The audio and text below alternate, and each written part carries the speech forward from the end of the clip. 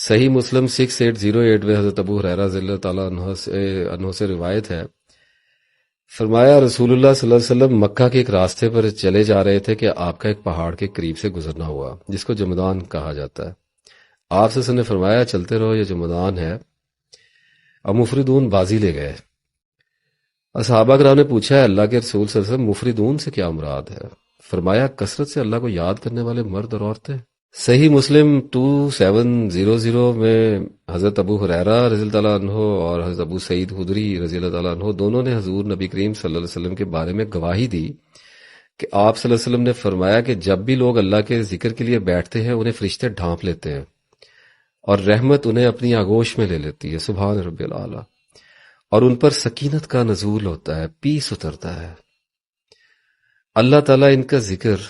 اپنی بارگاہ کے حاضرین میں کرتا ہے۔ اور صحیح مسلم 148 حضرت انس رضی اللہ تعالیٰ عنہ سے مروی ہے کہ رسول اللہ صلی اللہ علیہ وسلم نے فرمایا کہ اللہ اللہ کہنے والے کسی شخص پر قیامت نہیں آئے گی، یعنی جب قیامت آئے گی تو دنیا میں کوئی بھی اللہ اللہ کہنے والا نہیں رہے گا۔ ابھی ذکر کی فضیلت پہ اور کیا بات کرنی ہے اس کے بعد۔ ترمذی 3377 میں حضرت ابو درداء رضی اللہ تعالیٰ عنہ سے روایت کہ حضور صلی اللہ علیہ وسلم نے فرمایا کیا میں تمہیں تمہارے اعمال میں سے سب سے اچھا عمل نہ بتاؤں جو تمہارے رب کے ہاں بہت بہتر اور پاکیزہ ہے اور تمہارے درجات میں سب سے بلند ہے، میری پچھلی گفتگو کو یاد رکھیے گا، اور تمہارے سونے اور چاندی کی خیرات سے بھی افضل ہے اور تمہارے دشمن کا سامنا کرنے یعنی جہاد سے بھی بہتر ہے کہ تم ان کی گردنیں کاٹو اور وہ تمہاری۔ صحابہ کرام رضی اللہ عنہ نے عرض کیا یا رسول اللہ صلی اللہ علیہ وسلم کیوں نہیں، بتائیے، فرمائیے۔ تو آپ صلی اللہ علیہ وسلم نے فرمایا وہ عمل اللہ کا ذکر ہے۔ اب ترمذی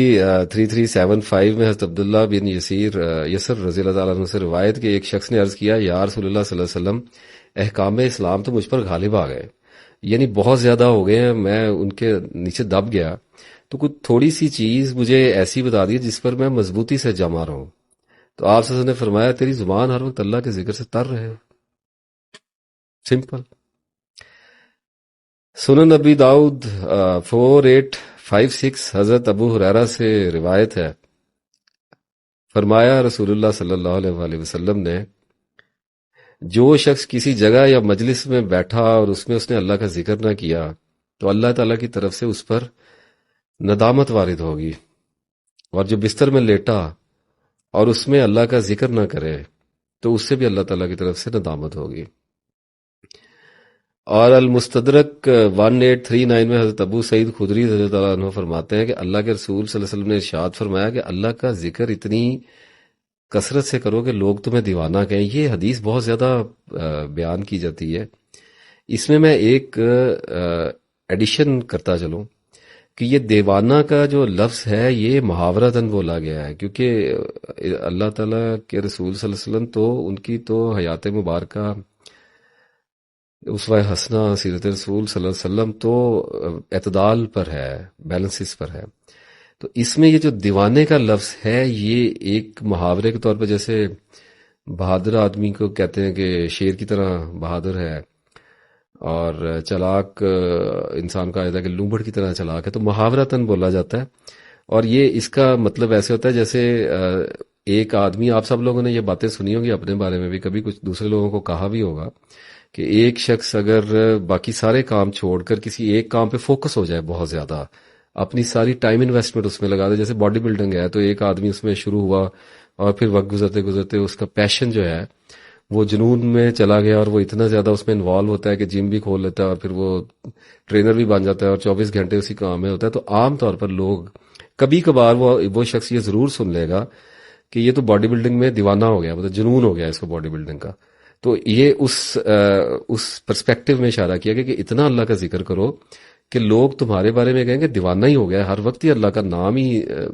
پڑھتا رہتا ہے، اللہ کو یاد ہی کرتا ہے، دیوانہ ہو گیا ہے۔ یہ اس طرف اشارہ کیا گیا۔ اچھا، اب یہ تو احادیث میں نے جو پڑھی ہیں ان کا مقصد آپ کو سمجھ میں آ گیا ہوگا۔ ابھی آپ کے اندر ایک کیفیت اتر آئی ہوگی اور آپ کو سمجھ لگ گئی ہوگی کہ کیونکہ یہ آیات مبارکہ اور احادیث ہم نے مختلف وقفوں سے پڑی ہوئی ہوتی ہیں، لیکن جب ایک جگہ اکٹھی کر دی جاتی ہیں اور ہم پر پڑھی جاتی ہیں تو اس کے نتیجے میں ایک کیفیت ہم پر وارد ہوتی ہے، اور ہمارے قلوب جو ہیں وہ اصلاح کے لیے آمادہ ہو جایا کرتے ہیں، نرم ہو جاتے ہیں۔